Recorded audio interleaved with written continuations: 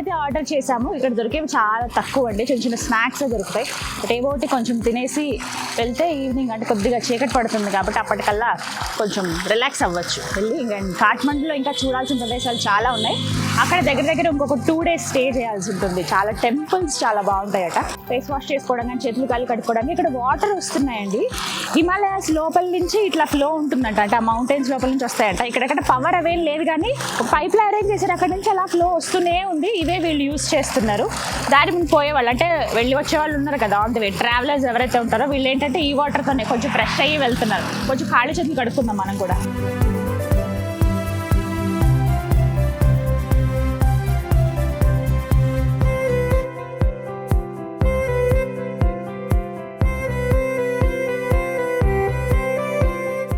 Thank you. Ready veg noodles ఇక్కడ ఇవే దొరుకుతాయి ప్రస్తుతానికైతే మనకు అందుబాటులో ఉంది కాబట్టి టేస్ట్ చేద్దాం ఎలా ఉందో. కొంచెం ఫాస్ట్గానే ప్రిపేర్ చేశారండి. నూడిల్స్ అవన్నీ వాళ్ళు ముందు ప్రిపేర్ చేసి పెట్టుకుంటారు కదా, కూరగాయలు అవి కట్ చేసేసి ఫాస్ట్గానే చేశారు. టేస్ట్ చూద్దాం.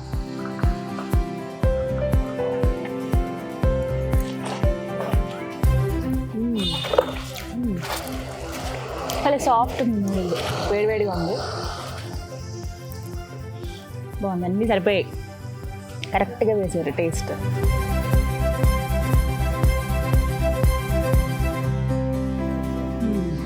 నైస్, బాగుందండి.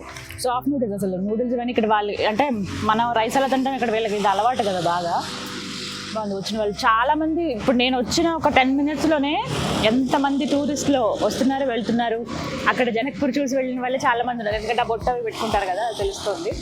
సో ఎంత ఫాస్ట్గా మనం ఈ ఘాట్ రోడ్ ఫినిష్ చేసుకుని వెళ్తే అంత మంచిది. చీకటి పడితే మళ్ళీ వీళ్ళు కూడా ఉండరంట, వీళ్ళని అడిగితే చెప్పారు. మేము కొంచెం సన్సెట్ అవుతున్నప్పటి వరకు ఉంచి వెళ్ళిపోతాము, ఇంకా నైట్ ఎవరు ఉండరు ఇక్కడ, ఎందుకంటే ఘాట్ రోడ్ కదా కొంచెం ప్రాబ్లం అవుతుంది. మళ్ళీ లైట్స్ అవన్నీ అరేంజ్ చేయాలి. సో చీకటి పడే లోపే మనం అంతా కంప్లీట్ చేసుకుని వెళ్తాం. దగ్గర 1000 మంది దాకా వస్తారట. అంటే ట్రావెల్ చేస్తున్న వాళ్ళు వెళ్ళిపోతారు కానీ వచ్చి ఫుడ్ తినే వాళ్ళు అయితే దగ్గర 1000 మందే ఉంటారు. పర్వాలేదు, మనకి అసలు ఇలాంటి ప్లేస్లో ఈ మాత్రమైన ఫుడ్ దొరుకుతుంది అని అంటే గ్రేట్. మీరు కానీ ఇది ఒక బ్యూటిఫుల్ ఎక్స్పీరియన్స్ అండి. లైఫ్ టైం ఒక్కసారైనా సరే మనం ఏదైనా చూడాలి అని చెప్తాం కదా కొన్ని ప్లేసెస్ని, అందులో మనం కాఠ్మండు రూట్ పర్టికులర్గా, ఎందుకంటే నేను ఇప్పుడు ఫస్ట్ టైం రావడం, జనక్పూర్ నుంచి కాఠ్మండు రూట్ అయితే చాలా చాలా బాగుంది. ఎంజాయ్ చేస్తారు, నేచర్ లవర్స్ అయితే చాలా బాగా ఎంజాయ్ చేస్తారు. మీరు కూడా రావచ్చు.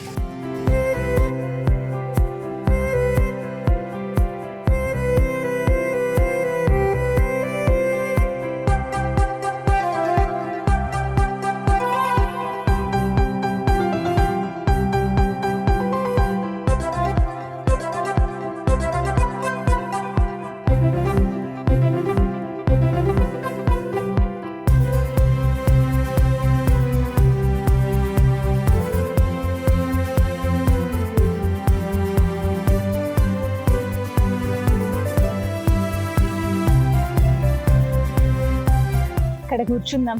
అసలు అద్దరిపోయింది లొకేషన్ అయితే. చల్లటి వాతావరణం, వేడివేడిగా టీ.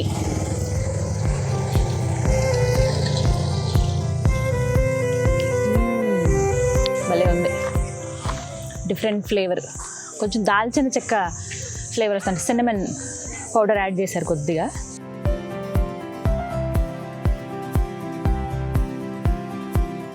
ఫస్ట్ టైం అండి లైఫ్లో నేనైతే ఇలాంటి లొకేషన్కి రావటం, ఇక్కడ కొంత టైం స్పెండ్ చేయడం. సినిమాల్లో లేకపోతే నార్మల్గా ఏదైనా వ్యూస్లో చిన్న చిన్న వీడియోస్ అలా ఉన్నప్పుడు అలా చూసేదాన్ని అంతే తప్ప ఎంత బాగుందో అని అనుకునేదాన్ని.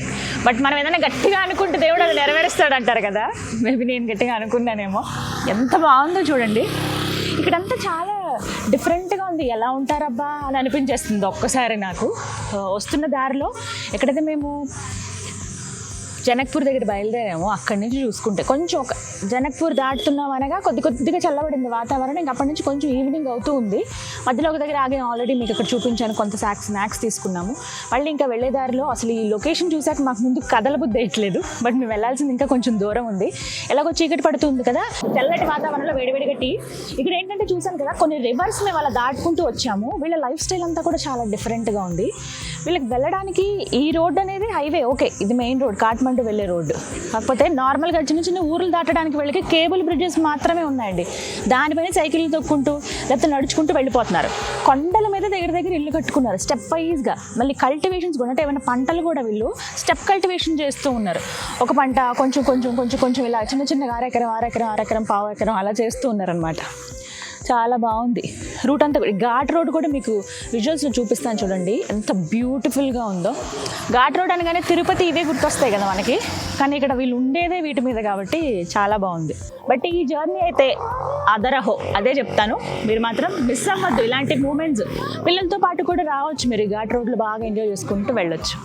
సో ఎప్పటికప్పుడు నేను మీకు అప్డేట్స్ ఇస్తూ ఉంటాను. ఈ 9 days ఎలా ఉంది, ఎలా ఎంజాయ్ చేసాము, అసలు ఎలా రావాలి, ఎలా వెళ్ళొచ్చు, ఏంటి డీటెయిల్స్, స్టేయింగ్ అని ఇవన్నీ చెప్తాను కదా. ఫాలో అవుతూ ఉండండి.